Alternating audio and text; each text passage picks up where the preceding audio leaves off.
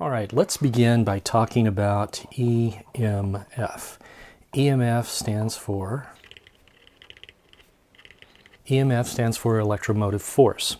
Electromotive force is not truly a force. Electromotive force is the thing before we knew about the structure of the atoms and we knew about electromagnetism.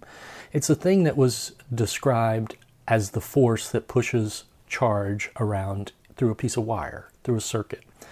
These days, EMF is used to describe the amount of energy per charge required to push a charge through a wire.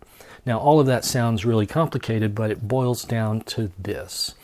EMF has a symbol of E, and EMF has a unit of volt. Given that right there, you can equate the EMF device to a battery. Now, there is a difference, though, between an EMF device and an idealized battery. So far, everything we have talked about has been an idealized battery. So let's say that we've got a battery here, it's 12 volts, and you know that there is a high side and there's a low side. Well, this particular battery, the way we've envisioned it, would be an idealized EMF device. It has always going to have 12 volts across it. So if I hook up a 1 k ohm resistor here and it creates a current I, that current is given by V over R. And V in this case is 12 volts divided by R, which is 1,000 ohms. So this is going to be 0.012 amps. That's the current that's going to flow here for our idealized case.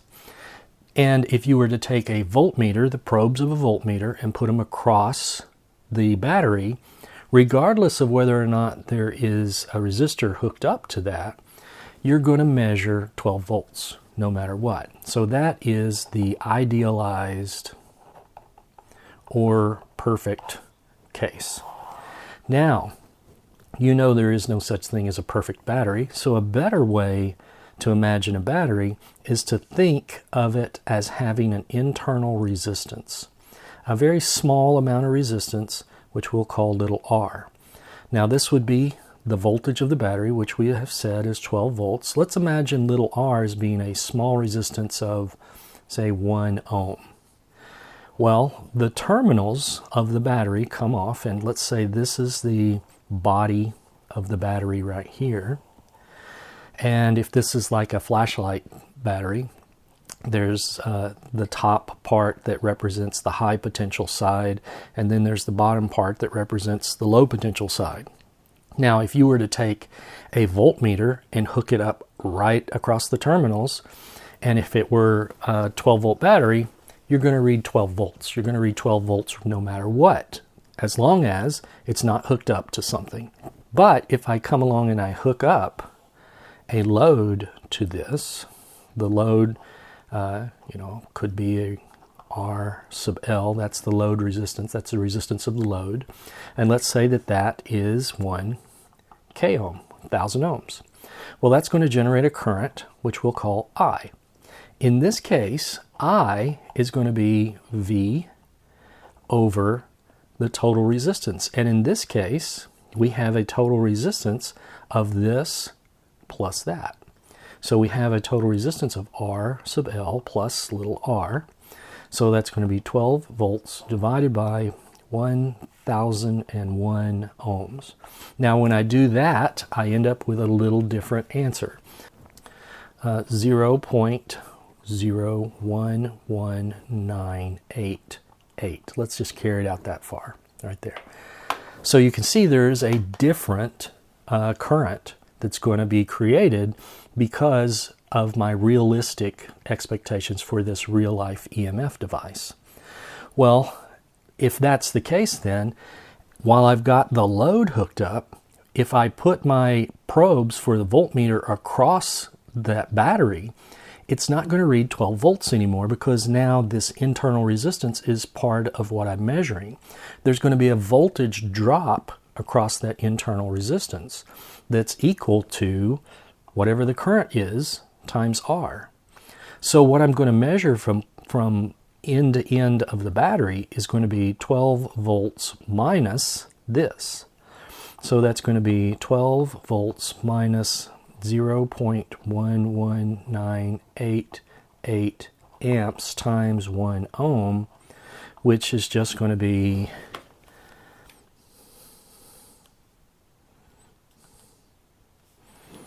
11.988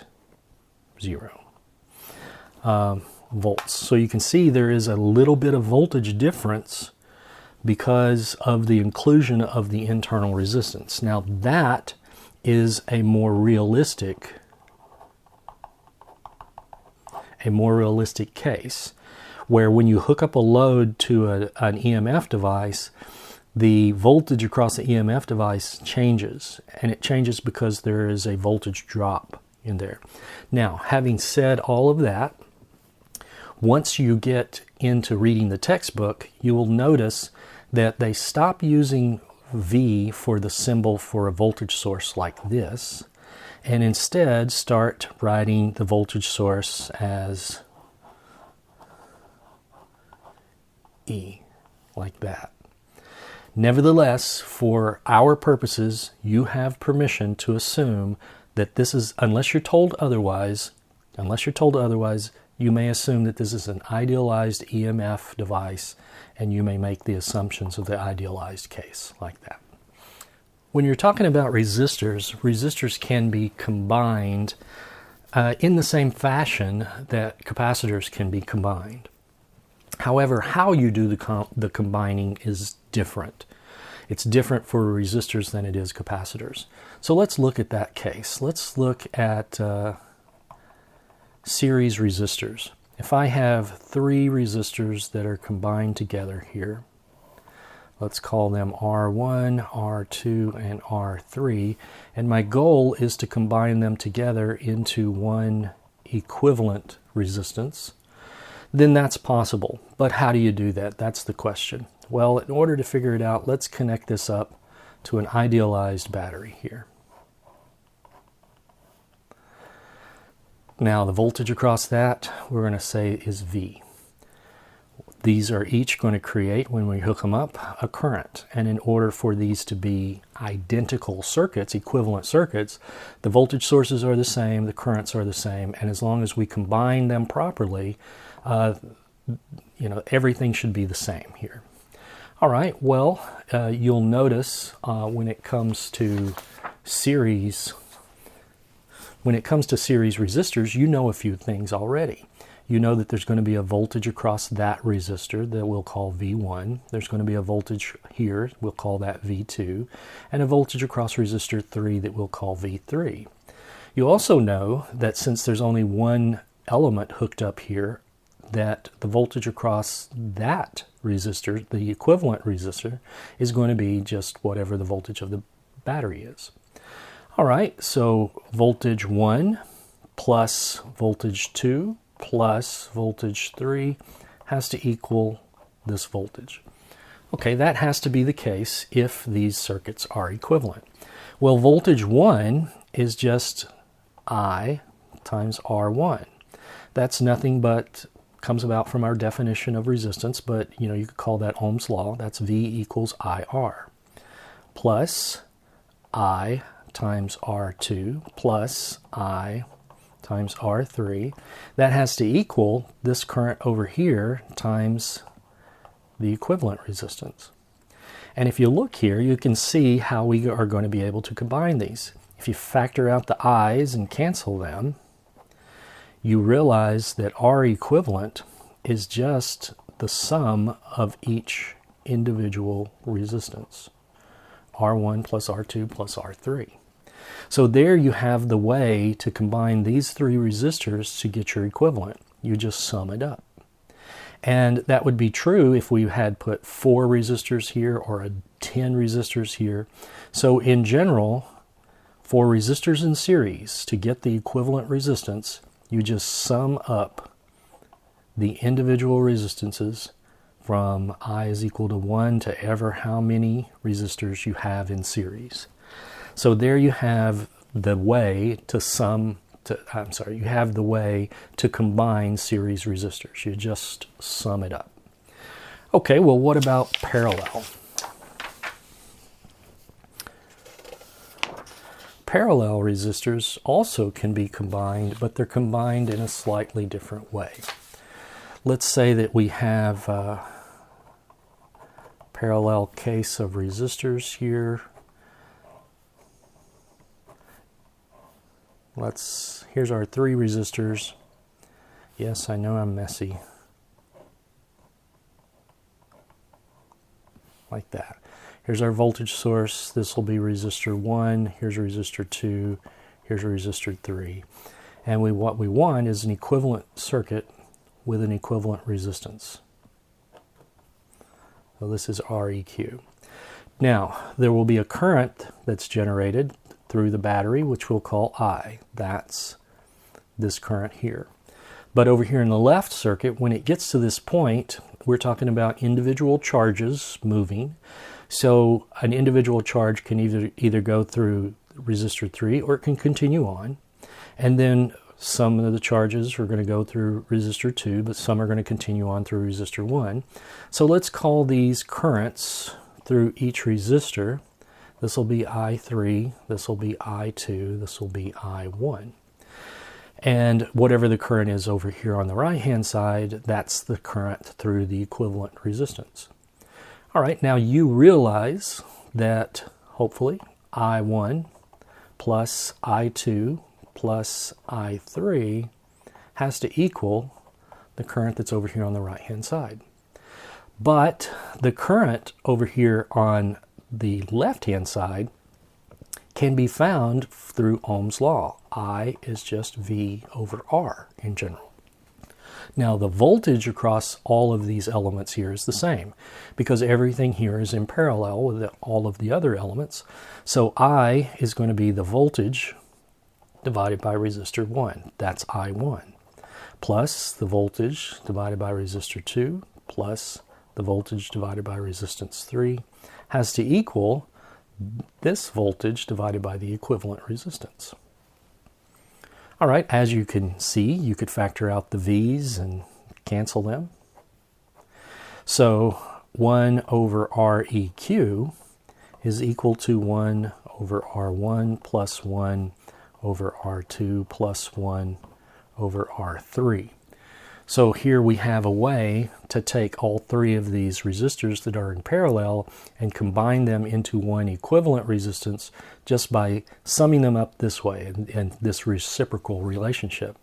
So in general, 1 over Req is equal to the sum of all of the 1 over individual resistances from I is equal to 1 to N, where N is ever how many resistors you have in parallel here. Okay, so there you've got the mechanism by which you can combine parallel resistors. However, when combining 2 resistances, let's just say you have an R1 and an R2 that is in parallel, you could write that this way. R1 is in parallel with R2. This is a common notation that you'll see sometimes. R1 in parallel with R2. Then to get an equivalent resistance that is a combination of these 2 resistors in parallel, you just do product over sum. So product is going to be R1, R2 over sum R1 plus R2. This only works if you're combining 2 resistors, let's say. But you could use this mechanism too. Either one of these would give you the same answer, but this one only works when you're combining 2 resistors at a time. Okay? All right, so we have seen how to combine series and parallel resistances. Let's use that information now to work a problem. Let's say that we have a circuit that looks like this.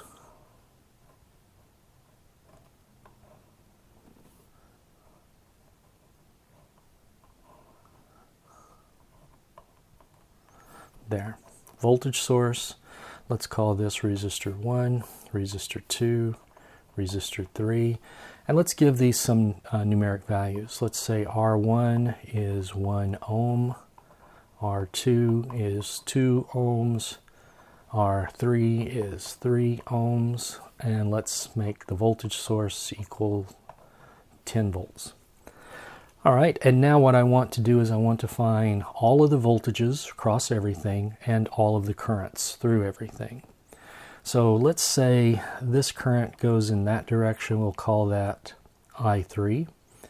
There's a current through resistor 2. We'll call our I2. And then the current through resistor 1 is I1.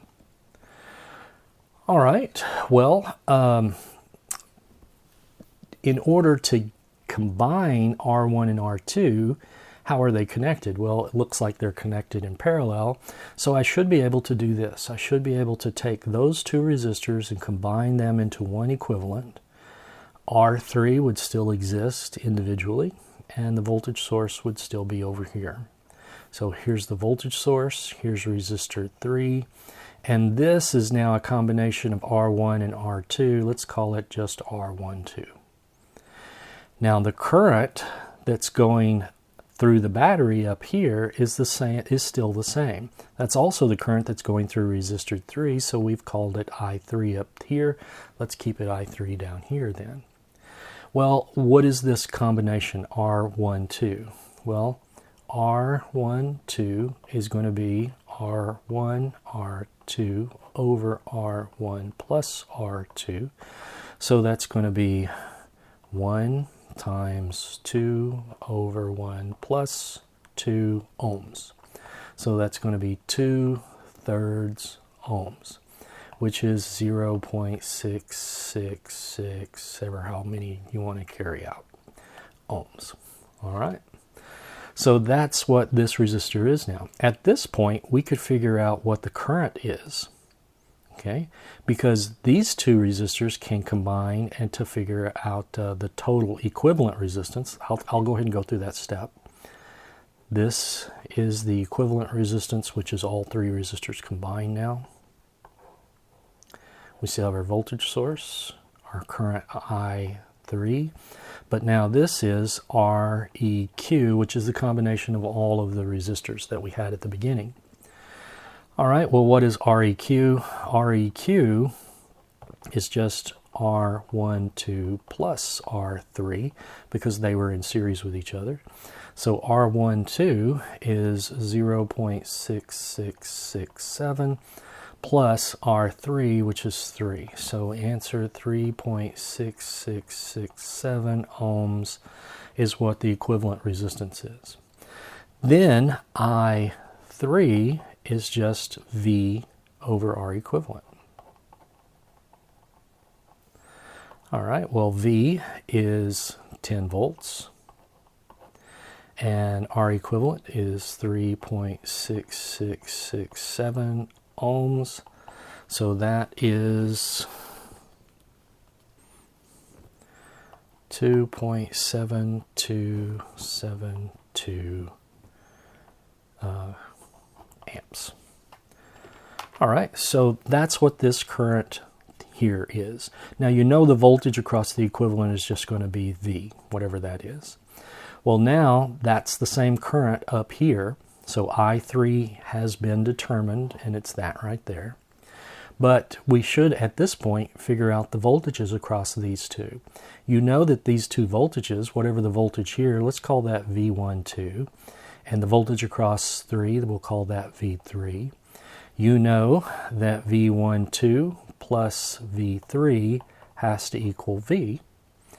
But we can figure that out. V12, let's go over here in this space. V12 is going to be I3 times R12, because that's the current that goes through both of these elements. There's only one loop, therefore only one current. So what is that going to be? That's 2.7272 amps times R12, which was 0.6667 ohms. V12 turns out to be 1.8182 volts. So that's the voltage across this. Now, the voltage across 3, you could figure out two different ways. You could solve it from here, because V3 is going to be V minus V12. You know what V is, it's 10. You know what this is, so plug it in there. And whenever you do that, you end up with 8.1818 volts for V3. Now the other way to do that is to do what we did here, and that is V3 is going to be I3 times R3. So I3 is 2.7272 amps times R3, which is 3 ohms, and that turns out to be 8.1816. So we have a difference out here in the 4th decimal place. And that's it, and that's a rounding error. That's all that is. Okay, backing up then, we know what I3 is. We know what the voltage is here across that. So that voltage there is the same as the voltage across this combination. Remember, these two elements here are in parallel with each other, so they're going to have the same voltage. And that voltage is going to be whatever it is down here, which is V12. So to calculate I1 and I2 at this point, we can do that down here. I1 is going to be V1 over R1, but V1 is the same as what we've called V12, so it's going to be 1.8182 volts divided by R1, which is 1 ohm, so that's 1.8182 amps. Okay, so there we have our I1. Our I2 can be computed similarly.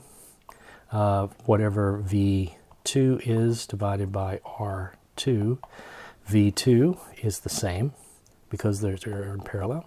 8182 volts divided by R2, which is 2 ohms, and that turns out to be 0.9091 amps.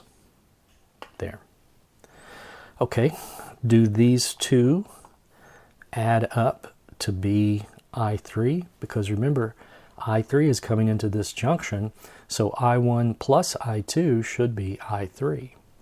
Well, do the addition here, and you should get that. I'll double check. The sum of those is 2.7273. So, and that's amps, and that's identical. That's a good check. So we'll say that that's done. All right, we've just worked a problem down. Let's do another problem or two, some pretty straightforward ones here. Let's say you're given a series problem where you have 3 resistors in a row. 3 resistors connected in series and a battery. This is 2 ohms, this is 10 ohms, this is 5 ohms. And this is a 12 volt source. The current, we'll call that I. And we want to know what is the current. So we want to find the current. We also want to find the voltages across each of these resistors individually. And then let's find the power that's dissipated and confirm that the power dissipated is equal to the power that's being supplied. All right, let's do that. So first of all, I is going to be V over R. Well, V is 12 volts. What's R? That's easy. That's just the sum of these two, these 3. So it's 10, 15, 16, 17 ohms. Do that calculation and you end up with 0.706 amps, or the same as 706 milliamps. Okay, so there we've got our current. What we did in this case, we kind of left out the drawing here, but we combined all of those together into one. and that one was 17 ohms. The current is still I. This is still a 12-volt source. All right, so we did it in our heads, let's say, or we did it on paper, but we left out some steps. On an exam, please include all of the steps so that you convince me you know what you're doing. Now, we can determine the power that's being supplied by the source at this point. The power that is supplied is equal to I times V. So that's going to be 706 milliamps times 12 volts, and that turns out to be 8472 milliwatts. All right, so that's the power that's being supplied here. All right, we'll come back to that in a minute to confirm that the power that's being dissipated is that. But let's do the voltage across each one of these. The voltage across the 5 ohm is going to be the current through the 5 ohm multiplied by 5 ohms. Now there's only one current here, so we'll just call that I. So it's 706 milliamps times 5 ohms. That turns out to be 3530 millivolts, or 3.53 volts.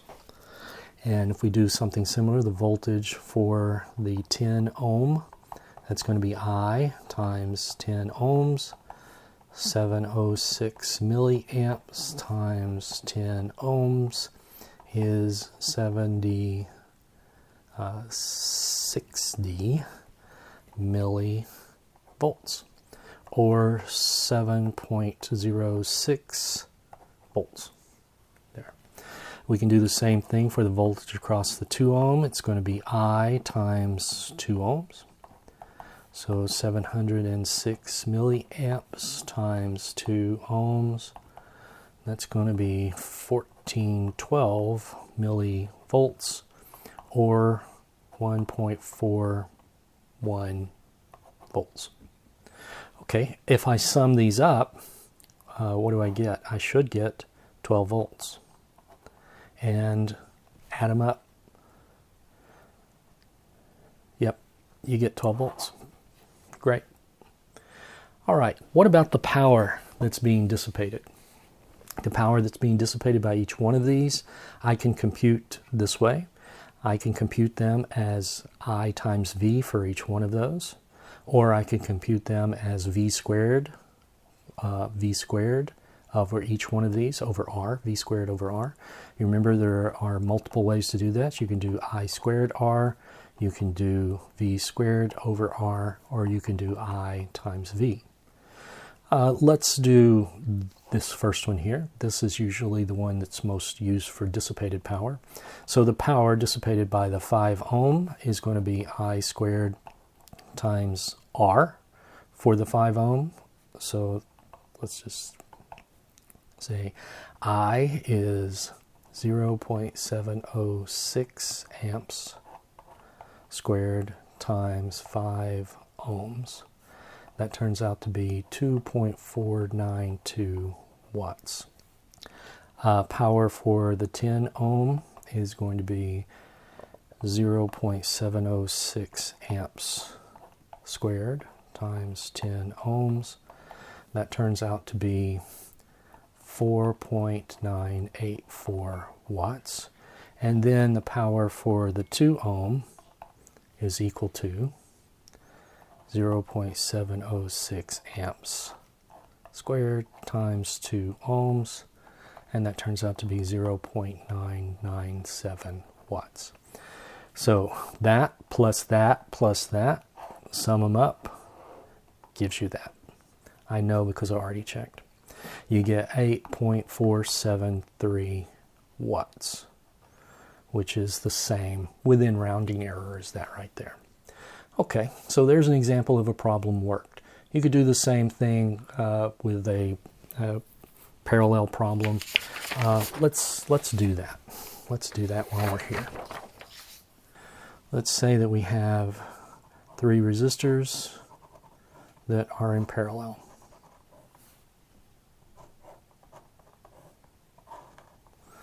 And we'll use the same resistance values, 5 ohm, 10 ohm, 2 ohm, and 12 volts. And what do we want? We want to find all of the currents, we want to find all the voltages, and we want to find the power dissipated and supplied. Well, the voltages across everything is easy because it's going to be 12 volts for everything. So that part's done. If that part's done, then we could find the power dissipated by each one of these right now. The power dissipated, so the power for the 5 ohm is going to be V squared over R. So V is 12 volts squared over R, which is 5 ohms. So that turns out to be 72 watts. Power for the 10 ohm is going to be its V squared. Remember, voltages are the same for everything. So 12 volts squared over 10 ohms. And that's going to be 144, so 14.4 watts. And then the power for the 5 ohm is going to be 12 volts squared over, did I already do? I should have done, hey, I did this wrong. That's the 2 ohm and this is the 5 ohm. I'm looking at my notes and not paying attention. So this is now 5 ohms. This should also be 2 ohms. Okay, this is the correct answer for the 2 ohm resistor. This is the correct answer for the 10 ohm resistor. And this is the correct answer for the 5 ohm resistor. So all of those added up should be the total power that's being dissipated. Now, could you figure out the power that's being supplied by the 12 volt source? Well, that's going to be I times V. That should be the same as I squared for R equivalent, or V squared over R equivalent. If I combined all of those together, and here's R equivalent, there's my 12 volt source, and this is REQ, current I is this current I, then that current right there that's the current that's going through the battery in each of those cases. This is the voltage of the battery. If I can figure out REQ, I could get this one pretty easily. I would need to get REQ and I to get these here. The V is going to be 12 volts. Okay, so how do you do that? Well, 1 over R equivalent is going to be 1 over 2 plus 1 over 10 plus 1 over 5. And R equivalent, I've already done the calculation, 1.25 ohms. All right. Now, once you've done that, you can plug it in over here, and you get an answer.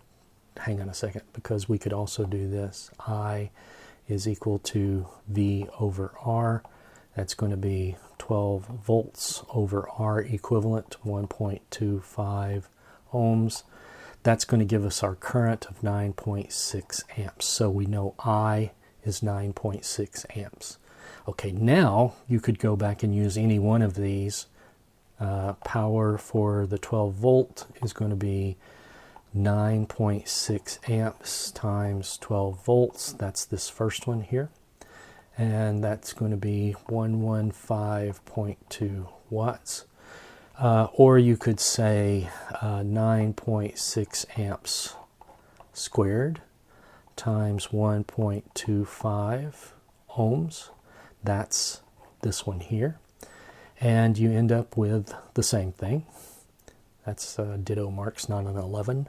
Or you could do 12 volts squared over 1.25 ohms, and you end up with, again, the same thing. All right, so we've seen here that the power dissipated and is equal to that. Now, I didn't show that, but you could do the calculation, add these three things up here, and you end up with this. So it does work out that way. Okay, now what about the currents? Well, we need to label our currents here. Let's call I1, I2, and I3, or you could just call this one I5 ohm, I10 ohm, I2 ohm. Those are subscripts on each one. And then I for the 2 ohm is equal to V over 2 ohms. So it's going to be 12 volts over 2 ohms. It's going to be 6 amps. Then I for the 10 ohm is going to be 12 volts over 10 ohms. That's 1.2 amps.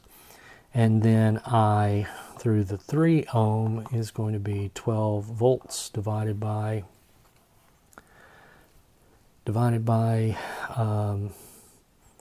5 ohms, and that turns out to be 2.4 amps. Now, take all of those right there, and those 3 summed up should be this I here. Could you figure out what that I is? Yeah, in fact, we already did. It's right here. So that one should be equivalent to that. So these 3 summed up, 6, 7, 8, 9.6. It works out.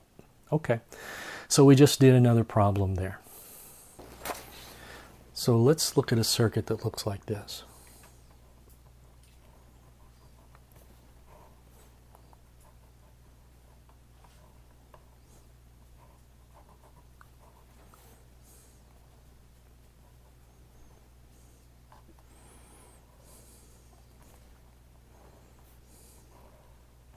So this is an EMF device. This is an EMF device. Resistor 1, resistor 2, resistor 3, and resistor 4.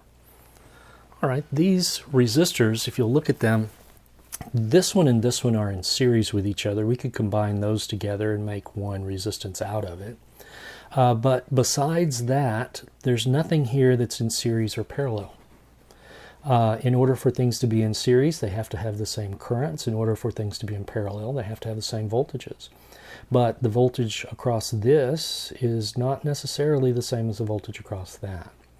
Now, these two would have the same currents through them, but that current is not going to be the same as what's in each of these other branches over here. So what that means is that we don't really have a way to solve this kind of circuit.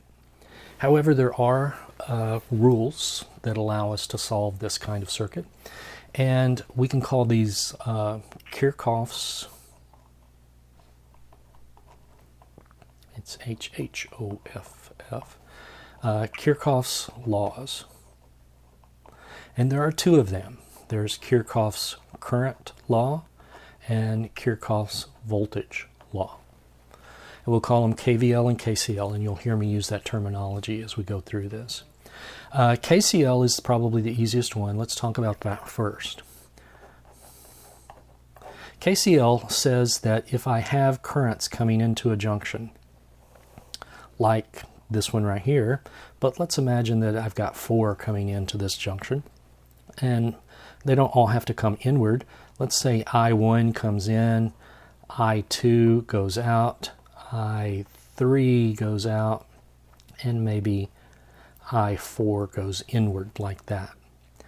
Kirchhoff's current law says this: the sum of the currents going into a junction is equal to the sum of the currents coming out of the junction. So if you added up the currents going in, that has to equal the currents going out. Now there's a couple of ways to do that. You can just do it exactly the way that I've got it written here. Or you can move one of those to the other side, in which case you could say they sum up to 0. In other words, if I did sum of currents going in and I subtracted off the sum of the currents going out, then it has to equal 0. But I could go the other way as well. I could say the sum of the currents going out minus the sum of the currents going in is 0. So either way, that's kind of a mathematical expression. But you have to be consistent how you apply your sign. In this case, the negative sign is applied to currents going out.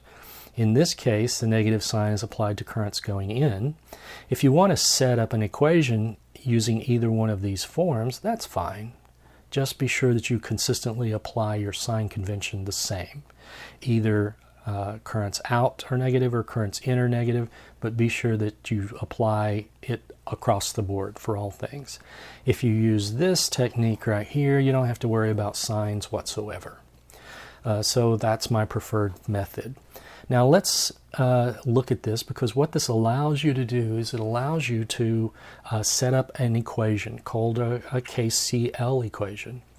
Well, how does it work? Currents going in, look, there's I1 and I4 are going into the conjunction, so junction, I1 plus I4, those are what's going in, and that has to equal what's coming out, which is I2 plus I3. There we have an equation that we can use later on. You'll see how we use these to set up a system of equations so that we can solve a more complicated circuit like this one right here. So we're learning these laws in order to solve that type of problem right there. All right, and this is a Kcl equation. Now, I've been calling that a junction right there. That's perfectly okay to call that a junction, but the technical name for that is a node. It's actually an essential node, but it's a node or a junction, whatever you want to call it. Okay, so that's Kcl. Sum of the currents going in is equal to the sum of the currents going out. The other law is KVL, and this stands for Kirchhoff's voltage law. And the basic idea of this voltage law is that for a loop, around a loop, the sum of the rises is equal to the sum of the drops. And you've already seen this. We've already talked about it a little bit. Let's say that we have a voltage source here, and we've got two resistors. Resistor 1, resistor 2, and the voltage source there. Well, this represents a loop. And let's add another loop on here with just resistors in it. So this is resistor 3 and this is resistor 4 now. We have two loops here. Well, one loop is, you actually have three potential loops here. So let's define what a loop is to begin with. A loop is a path through a circuit where you start at one point and you end up back at the same point. Now, a path cannot cross over itself. So if you start here and you end here, but you do not cross over your path twice, then that's a loop. So let's look at the loops here in this situation. Here is one loop going this way, down here, back up, and back to there. That's an example of a loop. Here's another example of a loop. Going this way, that way, all the way around. In other words, all the way around the outside is an example of a loop. Now let me show you what is not a loop. Going this way, going down, coming here, coming back up, and then back over. That is not a loop because you traced back over your path here. Another example of a loop would be this one here. Over here on the right-hand side, just that. That's another loop. So within this one circuit here, we have three potential loops. There's the left loop, there's the right loop, and then there's the outer loop there. All right, you need to know what a loop is because Kirchhoff's voltage law applies to loops. Kirchhoff's voltage law says this: the sum of the voltage rises is equal to the sum of the voltage drops. Okay, so the sum of the rises is equal to the sum of the drops. Now, just like we did up here, you can do it that way as well. Just be sure that you assign the negative sign to either the drops or the rises, and you don't mix them up. You have to do it one way or the other. Now, a common thing to do is to assign negative sign to the drops. So the sum of the voltage rises minus the sum of the voltage drops is equal to 0. And this is only around a loop. So the sum of the rises is equal to the sum of the drops around a loop. Now, let's say that this is the high side, this is the low side. And let's say we've got currents going in this direction. Let's call that I1. And we got another current over here, we'll call that I2. And the current that's going through the battery, we'll just call that I, like that. Now you know that I, at this junction up here, based upon KCl, I has to equal I1 plus I2. And that's just, we wrote that equation just by observation based upon the direction of the currents. Now, whether or not something is a rise or a drop depends upon which direction you traverse the loop. So there's a rule here that you have to get straight. Let's, just for the sake of convenience, I will always do this, and you might want to do this as well. I always start in the upper left-hand corner of a loop, and I go clockwise. So if I go clockwise, start here in the upper left-hand corner of this left loop, and go down through resistor 1, through resistor 2, and then up through the voltage source back there, that's my loop. That's one loop right there. So for that loop, I can write a loop equation. Now, how do I know if it's a drop, a voltage drop across that resistor, a voltage drop across that resistor, and it's a voltage rise across this source here? Here's the way I know. Because I'm going in the direction of the current through the resistors, then we'll call that a drop. So I'm going with the direction of the current through the resistors, so that's a drop. So here's my equation. Starting here in the upper left-hand corner, the first thing I encounter is that resistor, resistor 1. So the voltage across that resistor is going to be a drop. So a drop is written as, we're using this form right here. Forget about that one for right now. So it's going to be a drop because I'm going in the direction of the current. So its voltage is going to be I1 R1. That's the voltage across that resistor. Now I come here, this resistor has the same current through it. So its voltage is I1 R2. And those are all of the drops for this left loop. Now what about the rises? Well, for a rise, I'm going across the battery. The direction of the current here for a battery doesn't matter. That's something you need to keep in mind. The direction of the current matters for resistors. The direction of the current doesn't matter for a battery. For a battery, you look at the polarity of the battery. I'm going from the low potential side to the high potential side because I'm traversing it clockwise. That means I am going across a potential rise. So the rise, voltage rise, is just V. There.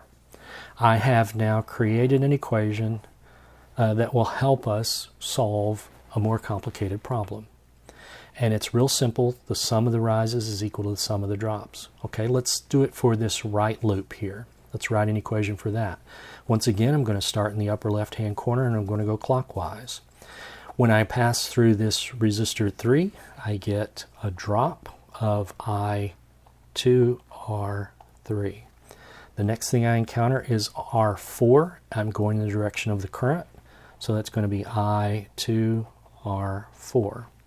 Now I come around over here and I'm going back up here. Well, now I'm going in the direction opposite the current. That makes these rises. So one of the rises, the first rise I encounter is I1R2. The next rise I encounter is I1R1. And then I get back to the beginning there. So there I've set up an equation that is going to help me here. Okay, now you have to be consistent in how you set up your rises and drops. So just be aware of that as you go through this. We could have another equation for the outer loop here. Let's do that. I'm going in the direction of the current through R3. So I'll write it down here at the bottom. I2R3, that's a drop, plus I2R4, that's a drop as well. Now I go all the way around here and suddenly there's a rise, so that's just V. So there, I've written a third equation for this circuit that we've got here. Okay, so what we've learned at this point is we've learned about KCl and we've learned about KVL. Let's see how we can take KVL and KCl and put it together in a circuit and solve a more complicated circuit.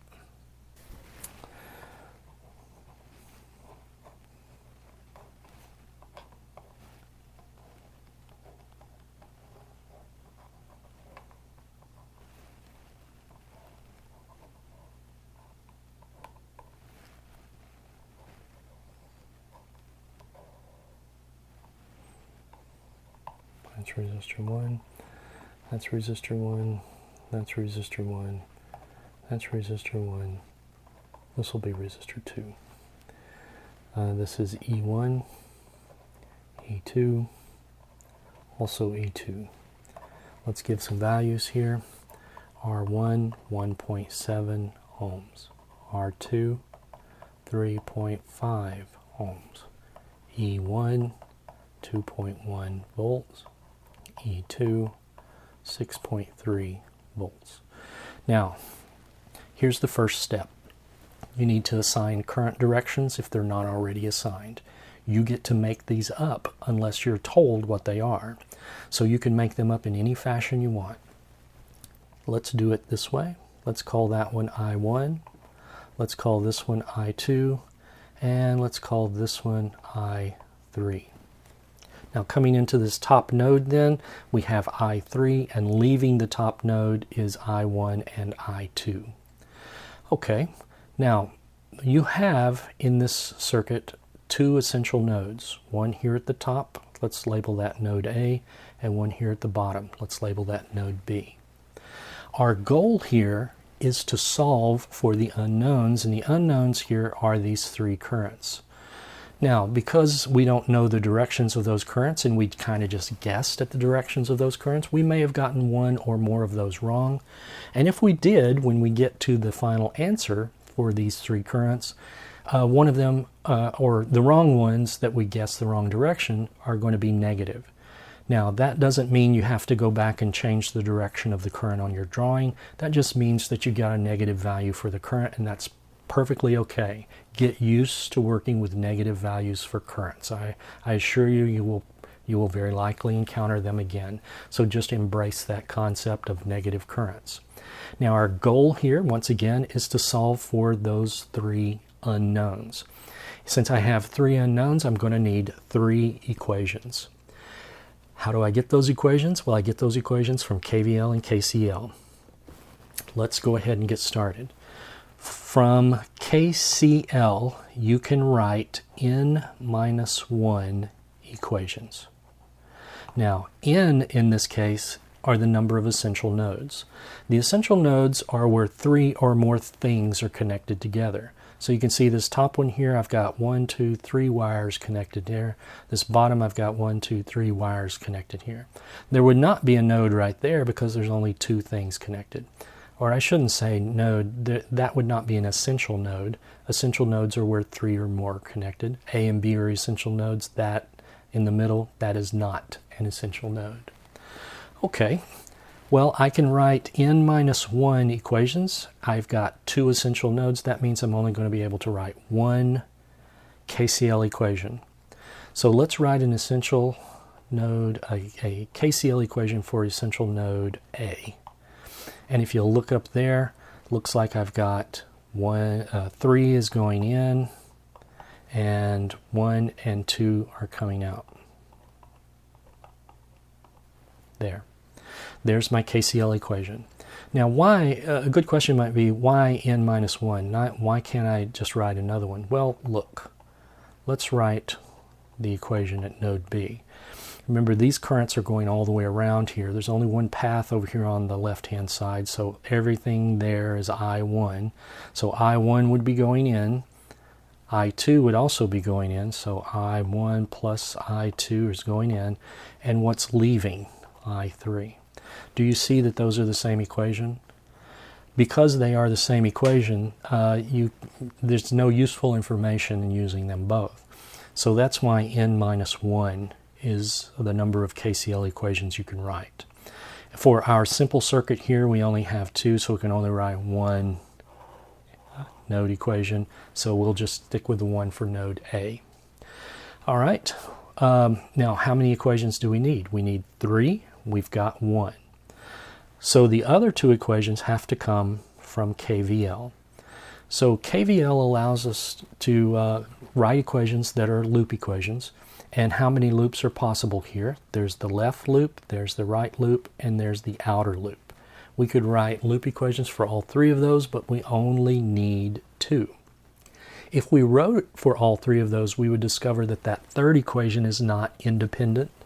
So you can only get 2 independent equations out of KVL here. Let's go ahead and write those. Now the way that I do this is I go left loop, right loop. I always start in the upper left-hand corner and go clockwise. So let's write an equation for the left loop. Now I'll show you a trick.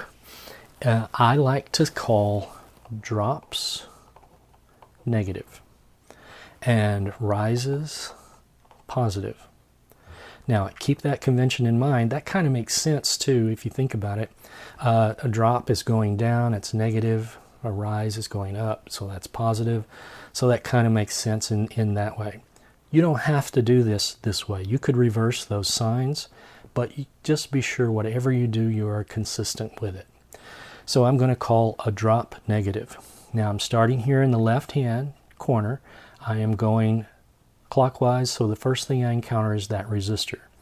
Since I'm going through a resistor, the current direction matters, and I'm going against the direction of the current, so that makes that a rise. So that's going to be a rise of whatever the voltage is across that. Remember, KCL, sum of the rises and drops has got to be 0. So this is a rise, I1, R1. That's the voltage across resistor 1. Now I've just passed through resistor 1. I'm going here, I'm turning the corner, and I'm going down this direction. When I pass through this resistor, when I pass through R2, I'm going in the direction of the current. So that's going to be a drop. That's going to be a drop. I'm calling drops negative, so that's I2, R2. There. Now I've just passed through that resistor. The next thing I encounter is this battery here. And remember, when it comes to batteries, the current direction doesn't matter. This is the high side of the battery, and that's the low side of the battery. If I'm going from the high side to the low side, that means I'm going through a drop. So there is a drop here of minus E2. All right, now I turn the corner again. I'm going in this direction. Am I going with the current or against the current? Well, here's the current, I1. So I1 is going in that direction. So I'm going against the current, so that's going to be a rise of I1, R1. And then I turn the corner again and I'm going up this way. Well, this is the high side and that's the low side. So I'm going this direction. I'm passing from the low side to the high side. That represents a rise. So that's a rise of E1. And now I get back to my starting point. All of that equals 0. So there I've just created one of the KVL equations that we need. Okay, I could simplify this a little bit. Let's see, I'm going to have 2 I1 R1s. I'm minus I2 R2. And then I've got a minus E2 and a plus. Let's put those on the other side. So this is going to be E2 minus E1. There's my equation. Now, if I were to go up here and do the same sort of thing to my node equation, I would write it this way. I1 plus I2 minus I3 equals 0. Now, you'll see a little later on that this is kind of important that you be able to do this, because I want to create a matrix that's essentially a column for I1s, another column for I2s, and another column for I3s. Here I've kind of got the makings of that. Here's my I1, here's my I2, and then on the other side of the equal signs are the constants.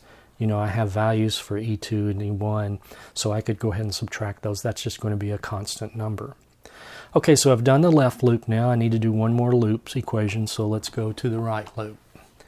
The right loop, now I start in the upper left-hand corner and I go clockwise. First thing I encounter is R1. I'm going against the current, so that is a rise of I3R1. I turn the corner and I'm going from the high to the low side, so that's a drop of E2. Now I'm going through R1. Remember, the current I3 is going up that direction. Again, I'm going against the current, so that's a rise of I3R1. And now I go down here across the bottom, nothing there. I turn and I'm going up. I'm going through a rise of E2. And then I'm going against the current through resistor 2, so that is another rise of I2R2. And then I'm back to where I started, equals 0. Okay, let's see now. I've got no I1s here, but I do have an I2. So I've got I2R2.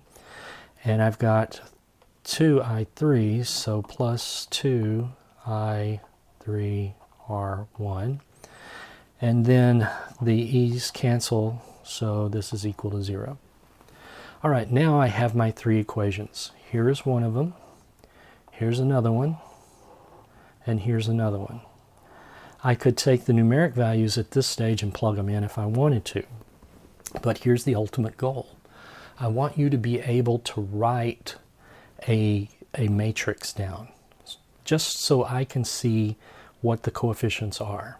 So here's what I want. I want an I1 column, I want an I2 column, and I want an I3 column, and then I want all of the constants, which are the voltages, on the other side here.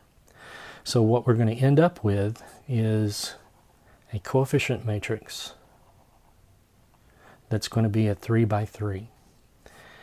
And that's going to equal all of these constants over here. Okay, so this will be the I1, I2, I3. If you're used to working with matrices, this is the current matrix. I multiply that by the coefficient matrix here, and I get the voltages over here.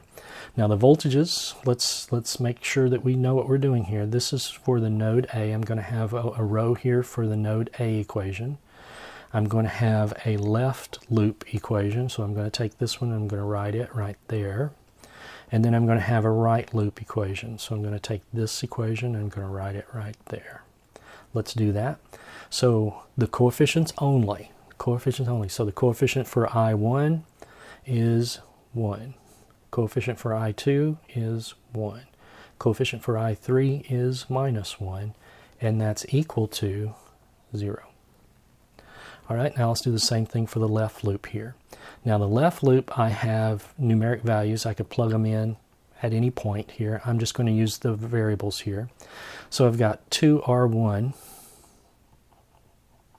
That's what's going to go there. So that's going to be 2 times 3.5, so you could equally write 7 there. Now here's my I2. It's negative, so I'm going to have a negative R2 there. I have no R3 in this equation, so that's 0. And this is equal to E2 minus E1, so that's 6.3 minus 2.1. What is that going to be? 4.2. So I could write 4.2 there. All right, there's my left loop set up. Now let's do this right loop. The I1, I have no I1s, so it's going to be 0. The I2, I've got I2 is over here. I've got one R2, and it's positive. And then I've got 2 R1s for 3, and that's equal to 0. So here at this point, you have set up a coefficient matrix and the constant matrix on the right-hand side over here. And if you set this up in matrix form, then you can solve for each of the variables I1, I2, and I3 here. All right, this I1, I2, and I3 across the top, that's only so that you know what goes in that column. We don't even need that. That's not even part of the equation. Neither is that. But I want you to be able to write this.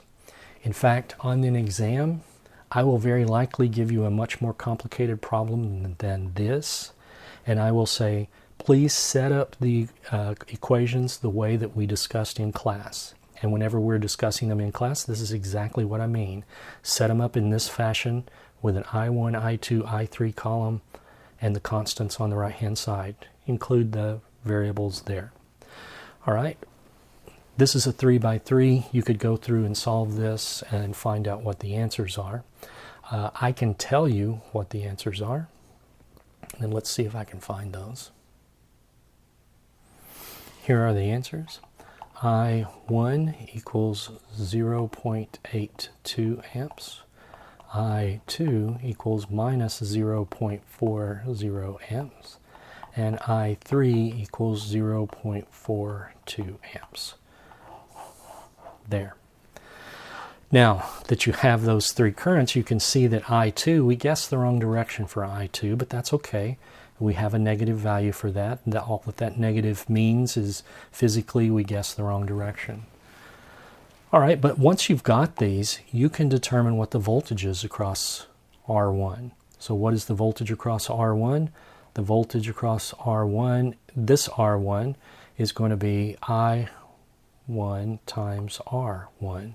So that I1 is this value down here, the 0.82, times R1 is 1.7, so you can get a numeric value for that there.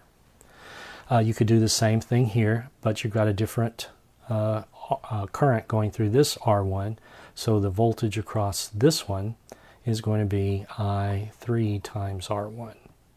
The voltage across this one is going to be I3 times R1 as well. So that's its voltage. And voltage across the center one is going to be I2 times V times R2.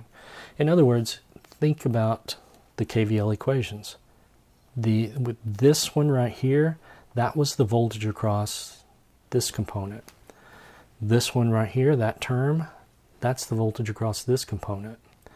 Then the voltage across this component is that right there. Okay, so that's the way that works then. If you're asked, if you're given a problem that says what are the currents, you know how to solve that.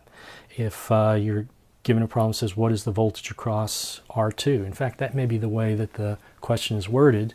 You're given a circuit like this and says what is the voltage across R2. Well, in order to get the voltage across R2, you have to know what that current is, I2. But in order to get I2, you have to solve for I1 and I3. In other words, you need all three currents to get the voltage across this one component. And along the way, you may be asked what these currents are as well. Okay, let's leave it there. We will work another one of those problems probably in class.